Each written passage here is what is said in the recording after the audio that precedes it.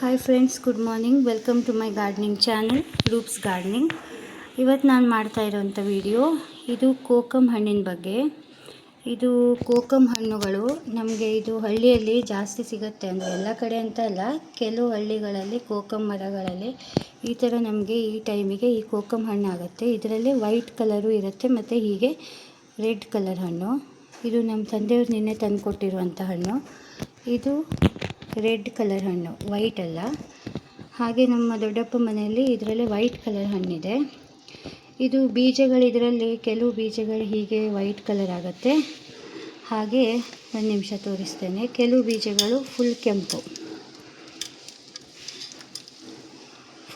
Colour ಬೀಜ. ಹಾಗೆ ಈ ಥರ ಕೆಲವು ಬೀಜಗಳು ಹೀಗೆ. ಇದಕ್ಕೆ ಯಾವುದೇ ರೀತಿ ಕಲರ್ಸ್ ಹಾಕಬೇಕಂತ ಇಲ್ಲ. ನೋಡಿ, ಇಷ್ಟು ಈ ಥರ ಫುಲ್ ರೆಡ್ ಕಲರ್ ರಸ ತೋರಿಸ್ತೇನೆ ನಿಮಗೆ. ಇದು ಕೋಕಮ್ ಏನಪ್ಪ ಅಂದರೆ, ಇದು ನಮಗೆ ದೇಹಕ್ಕೆ ತಂಪು ನೀಡುವ ಕೆಲಸ ಮಾಡಿ ಇದು ಜೀರ್ಣಕ್ರಿಯೆ ಸುಧಾರಿಸುತ್ತೆ. ಹಾಗೆ ಇದು ಉರಿ ಮೂತ್ರ ಪ್ರಾಬ್ಲಮ್ ಇದ್ದರೆ ದೇಹದ ಶಾಖವನ್ನು ಕಡಿಮೆ ಮಾಡಿ ಉರಿ ಮೂತ್ರನೂ ಕಡಿಮೆ ಮಾಡುತ್ತೆ ಇದು.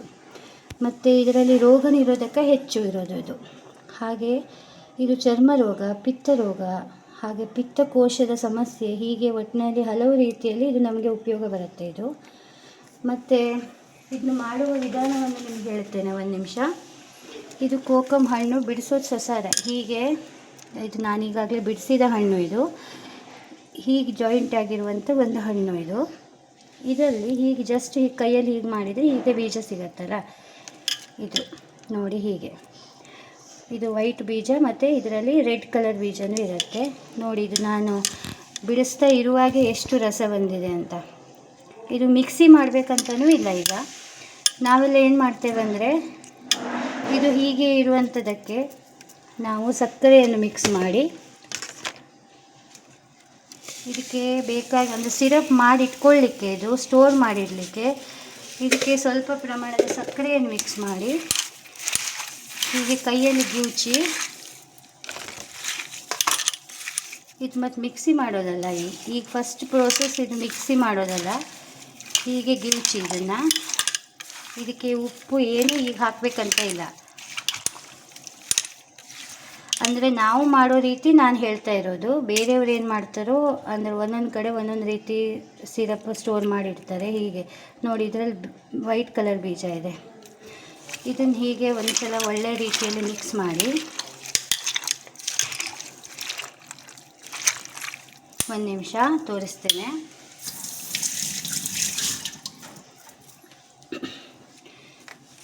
ತೆಳುವಾದ ಬಟ್ಟೆ ಅಂದರೆ ಈ ಥರ ಪಂಜಿಗಳು ಅಥವಾ ಈ ಥರ ನಮ್ಮ ಹತ್ರ ಇರುವಂಥ ವೇಲ್ ಇರುತ್ತಲ್ಲ, ಈ ಥರ ತೆಳುವಾದ ಬಟ್ಟೆಯನ್ನು ಮಿಕ್ಸ್ ಹೀಗೆ ಹಾಕಿ ಚೆನ್ನಾಗಿ ಇದನ್ನು ತೆಳುವಾದ ಬಟ್ಟೆಯನ್ನು ಕಟ್ಟಿ ಇದು ಒಂದು 5 ರಿಂದ 6 ದಿನ ಬಿಸಿಲಲ್ಲಿ ಒಣಗಿಸಬೇಕು ಇದನ್ನು. ಮತ್ತು ಇದಕ್ಕೆ ಮಾಡುವಂಥದ್ದು ಏನಿಲ್ಲ, ಇದು ಜಸ್ಟ್ ಹೀಗೆ ಬಿಸಿಲಲ್ಲಿ ಇಡಬೇಕು. ಮತ್ತೊಂದು ಏನಪ್ಪ ಅಂದರೆ, ಇದಕ್ಕೆ ಸಕ್ಕರೆ ಹಾಕಿರೋ ಕಾರಣ ಇದಕ್ಕೆ ಇರುವೆಗಳು ಬರೋದು ಹೆಚ್ಚು. ಇದಕ್ಕೆ ನಾವು ಇಟ್ಟ ಜಾಗದ ಸುತ್ತಮುತ್ತ ಇರುವೆ ಬರದೇ ಇರೋ ರೀತಿ ಇದರ ಸುತ್ತಮುತ್ತ ಏನಾದರೂ ಒಂದು ಲಕ್ಷ್ಮಣ ರೇಖೆನೋ ಏನಾದರೂ ಹಚ್ಚಿ ಅದಕ್ಕೆ ನಾವು ಇದನ್ನು ಬಿಸಿಲಲ್ಲಿ ಇಡಬೇಕು. ಇಲ್ಲ ಅಂದರೆ ಇದು ಸಕ್ಕರೆ ಇರೋದ್ರಿಂದ ಇದಕ್ಕೆ ಇರುವೆ ಬರುತ್ತೆ. ನೋಡಿ ಫ್ರೆಂಡ್ಸ್, ತೋರಿಸ್ತೇನೆ.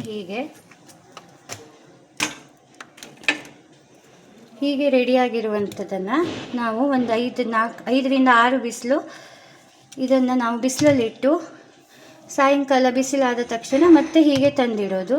ಮತ್ತು ನಂತರ ಮತ್ತೆ ನಾಳೆ ಬಿಸಿಲಲ್ಲಿಡೋದು. ಹಾಗೆ ಒಂದು 5 ದಿವಸ ಇದನ್ನು ಬಿಸಿಲಲ್ಲಿಟ್ಟರೆ ನಮ್ಮ ಕೋಕಮ್ ಸಿರಪ್ ರೆಡಿ ಆಗುತ್ತೆ. ಆ ಸಿರಪ್ನ ನಾವು ಸೋಸಿ ಇಟ್ಕೋಬೇಕು. ಹಾಗೆ ಇದರ ಸಿಪ್ಪೆ, ಸೋಸಿರುವಂಥ ಸಿಪ್ಪೆಯನ್ನು ನಾವು ವೇಸ್ಟ್ ಮಾಡೋ ಹಾಗಿಲ್ಲ. ಅದನ್ನು ನಾವು ಮತ್ತು ಅದನ್ನು ಹಾಗೆ ಬಿಸಿಲಲ್ಲಿ ಒಣಗಿಸಿದರೆ ಅದು ನಮಗೆ ಪಿತ್ತ ಆದಾಗ ನಾವು ನೀರಲ್ಲಿ ಹಾಕ್ಕೊಂಡು ಹಾಗೆ ಆ ರಸವನ್ನು ಕುಡಿದರೆ ನಮಗೆ ಪಿತ್ತನೂ ಕಡಿಮೆ ಆಗುತ್ತೆ. ಇದರ ಸಿರಪ್ದು ನಾವು ಕೋಕಮ್ ಜ್ಯೂಸ್ ಮಾಡ್ಕೊಂಡು ಕುಡಿಬೋದು. ಅದಕ್ಕೆ ಒಂದೊಂದು ಕಡೆ ಒಂದೊಂದು ರೀತಿಯಲ್ಲಿ ಜ್ಯೂಸ್ ಮಾಡ್ತಾರೆ. ಆ ರೀತಿಯಲ್ಲಿ ಜ್ಯೂಸ್ ಮಾಡ್ಕೊಂಡು ಕುಡಿಬೋದು. ನಾವು ಮಾಡೋದು ಸಕ್ಕರೆ ನೀರು ಅಥವಾ ಬೆಲ್ಲ ನೀರು ಹಾಕಿ ಸ್ವಲ್ಪ ಕಾಳು ಮೆಣಸಿನ ಪುಡಿ ಹಾಕಿ ಉಪ್ಪು ಹಾಕಿ ಮಿಕ್ಸ್ ಮಾಡ್ತೇವೆ. ಹಾಗೆ ಇದರಲ್ಲಿ ನಮ್ಮ ಹವ್ಯಕರಲ್ಲಿ ಇದರಲ್ಲಿ ಅಪ್ಪೆ ಹುಳಿ ಹೇಳೋ ರೀತಿಯಲ್ಲಿ ಮಾವಿನಕಾಯಲ್ಲಿ ಮಾಡಿದ ಹಾಗೆ ಇದರಲ್ಲೂ ಮಾಡ್ತೇವೆ ನಾವು. ಒಂದು ಒಗ್ಗರಣೆ ಹಾಕಿ ಕೊಡೋದು, ಅದು ಊಟಕ್ಕೆ ಚಲೋ ಅದು.